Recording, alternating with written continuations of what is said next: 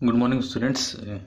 आज हमें जो अपना नया अगला टॉपिक पढ़ना है वो है design formula for singly reinforced beam section by working stress method. Last video में हमने पढ़ा था कि मोमेंट ऑफ रेजिस्टेंस कैसे निकालते हैं। तो हमारा नेक्स्ट वीडियो है design formula for singly reinforced beam section by working stress method. तो हम एक छोटा सा फार्मूला है उसको देख लेंगे बेसिक सा, फिर इसका तुरंत उसका एक न्यूमेरिकल हम करेंगे। तो देखिए मैंने लिखा है as we all know that the moment of resistance for balance section. Balance section का हमको मोमेंट ऑफ रेजिस्टेंस पता है, हमारा बराबर B X A sigma C B C by 2 D minus X A by 3। ठीक है, ये बैलेंस सेक्शन के लिए हमको पता है मोमेंट ऑफ रेजिस्टेंस।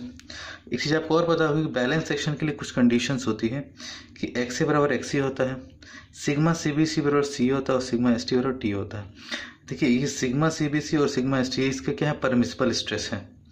जो मैक्सिमम स्ट्रेस कंक्रीट के हिसाब से उनके आईएस कोड में दिया हुआ है, इससे ज़्यादा वैल्यू नहीं आ सकती। और यह है एक्चुअल स्ट्रेस, ये है एक्चुअल स्ट्रेस। तो बैलेंस के केस में परमिसिबल और एक्चुअल दोनों बराबर होते हैं। एक्चुअल का मतलब क्या कि जो न्यूमेरिकल में निकले, और ये परमिसिबल का मतलब कि कोड के हिसाब से मैक्सिमम इससे ज़्यादा वैल्यू नहीं हो सकती है।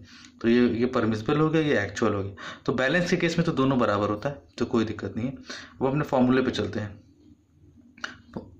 एम आर बराबर हम एक्स की जगह एक्स रख सकते हैं। इस इक्वेशन में हम इस एक्स की जगह जहाँ जहाँ एक्स हम एक्स रख सकते हैं। तो हमने एक्स की जगह एक्स रखा और सिग्मा सी बी सी जगह सी रखा। तो हमारा इक्वेशन ये आ गया B X C into C A by 2 D minus X C by 3।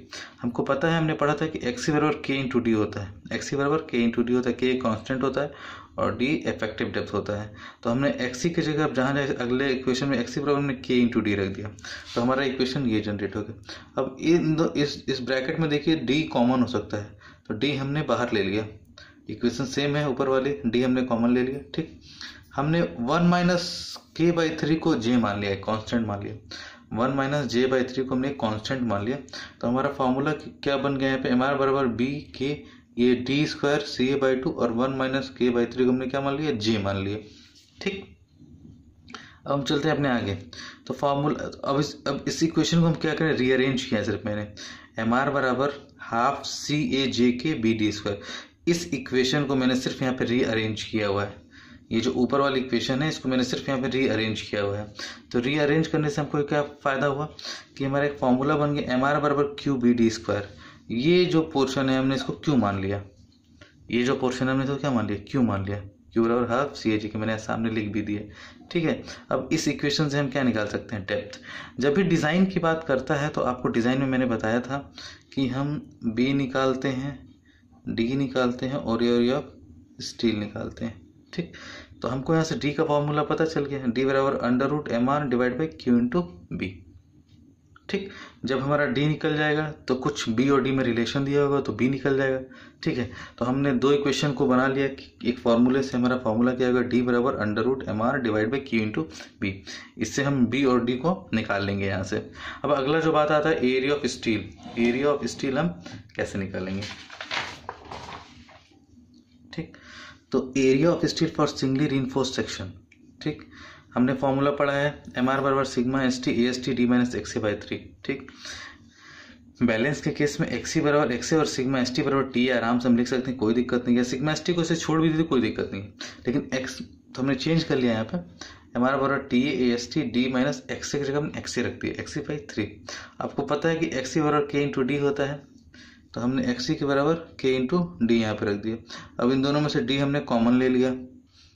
ठीक, ये क्वेश्चन सेम उतरता जा रहा है, डी हमने कॉमन ले लिया। 1 माइनस के बाई 3, आपने पिछले स्टेप में देखा होगा हमने 1 माइनस के बाई 3 को क्या माना था, जे माना था।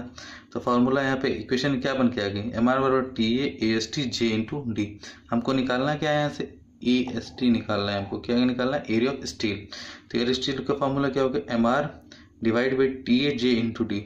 टी ए को हम सिग्मा एस टी भी लिख सकते हैं, तो ये फॉर्मूला दोनों सेम है, या एम आर बराबर सिग्मा एस टी जे इंटू डी। तो ये हो गया हमारा एरिया ऑफ स्टील का फॉर्मूला। तो हमने बी निकालना सीख लिया, हमने डी निकालना सीख लिया, हमने एरिया ऑफ स्टील निकालना सीख लिया। अब आइए इस पर हम न्यूमेरिकल छोटा सा कर लेते हैं, बहुत आसान क्वेश्चन है ये।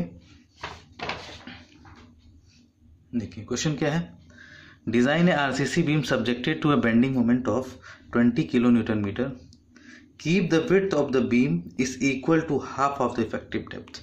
यानी बी और डी में एक रिलेशन दिया हुआ है कि बी की जो वैल्यू बी बराबर d/2 होगी। ठीक, use M20 concrete and Fe415 steel. जहाँ पे डिजाइन लिख दिया, डिजाइन है RCC बीम, यानी हमको B small B capital D small D और AST डिजाइन करना हो सकता है क्वेश्चन में से बहुत सारी चीजें गिवन हो, लेकिन हमको कुछ भी गिवन में क्या क्या सिर्फ बेंडिंग मोमेंट की वैल्यू दी है, M20 ग्रेड कॉन्क्रीट दिया हुआ है, Fe415 स्टील दिया हुआ है, और एक कंडीशन बता दी है कि बी बराबर d/2 होगा। ठीक, अब इसी की मदद से हमको डिजाइन करना है, तो डिजाइन मतलब हमको निकालना होगा बी निकालना होगा, डी निकालना होगा, AST निकालना होगा। ये 3 चीजें हमें अपने डिजाइन में निकालनी है।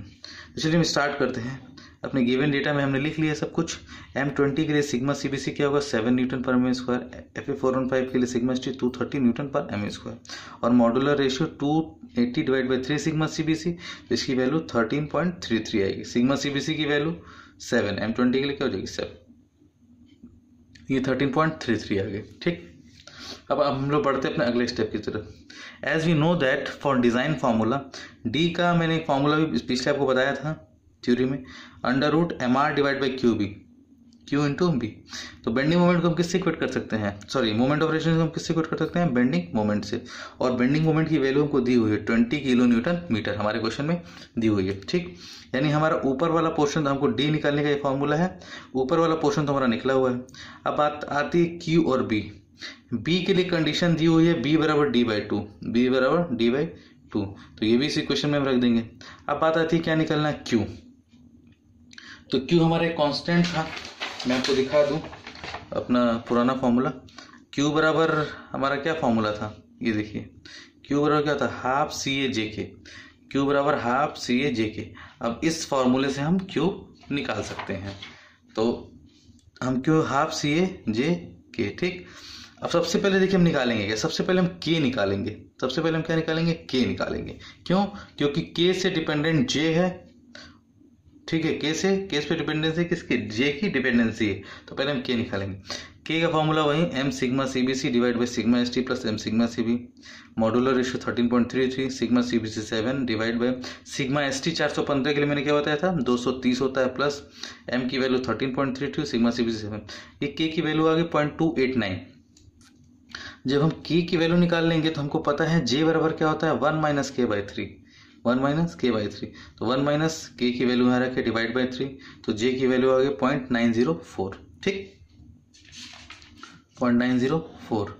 अब Q की हमारी क्या वैल्यू होगी, हाफ यहाँ के CA की वैल्यू क्या हो जाएगी, वही CA कितने किसके बराबर होगा, सिग्मा CBC के बराबर 7 हो जाएगा। ठीक, J की वैल्यू हमने निकाली 0.904 इंटू K की वैल्यू हमने निकाली 0.289, हमने यहाँ पे इक्वेशन में रखा, तो Q की वैल्यू हमारी क्या आ गई, Q की वैल्यू हमारी क्या आ गई 0.914391। तो कभी भी ऐसी वैल्यू आए तो 2-3 डिजिट तक हम वैल्यू लेते हैं। ठीक है, MR बराबर हम बेंडिंग मोमेंट से इक्वेट कर सकते हैं।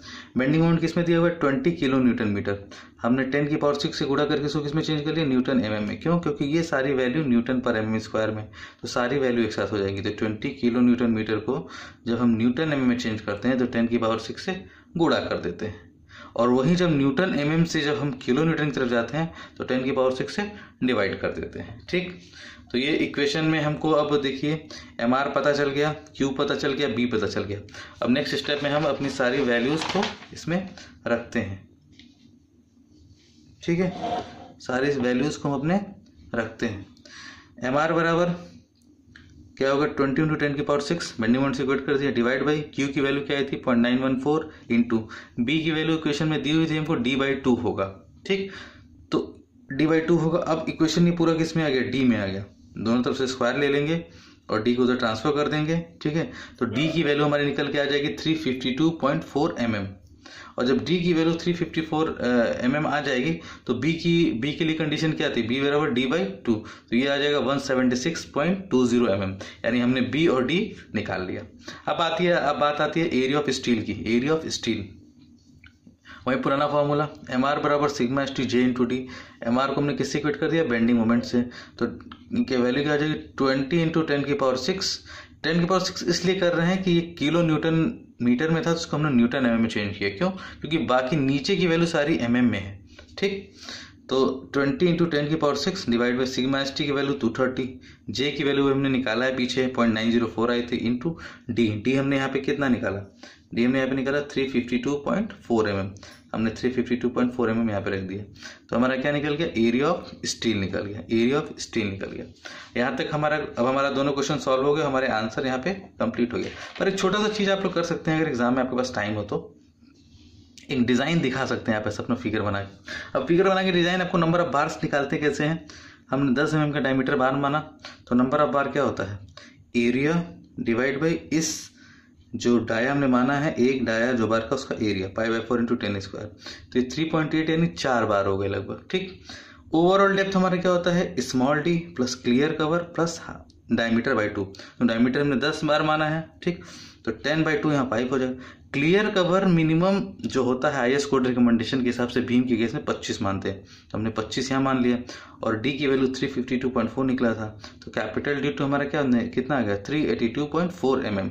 बस अब एक छोटा सा हमने फिगर ड्रॉ कर दिया इसको, कैपिटल डी को 382.4, 4 बार 3.48 है, लेकिन हमने इसको 4 मान लिया, 3.48 तो कोई बार होता नहीं है, 4 मान लिया, 4 बार 10 mm डायमीटर का है। स्मॉल डी इसके आधे से लेकर टॉप तक की दूरी इफेक्टिव डेप्थ होती है वो 352.4 है। ये दूरी कितनी आ जाएगी, इसका आधा, इस बार का डायमीटर कितना है 10, तो उसका आधा 5 ये बचा, और क्लियर कवर ये जो है, क्लियर कवर बीच में, क्लियर कवर यहाँ से यहाँ तक है, जो कोड के हिसाब से मिनिमम बीम के केस में 25 होता है, 25 mm, तो इसको जोड़ के इफेक्टिव जो कवर आ जाएगा 30 mm। तो हमारा क्वेश्चन ये यहाँ पे खत्म होता है। तो आज के लिए सिर्फ इतना ही, बाकी आपको अगर इस वीडियो में कोई दिक्कत होगा तो आप कमेंट सेक्शन में डाल देंगे। Thank you.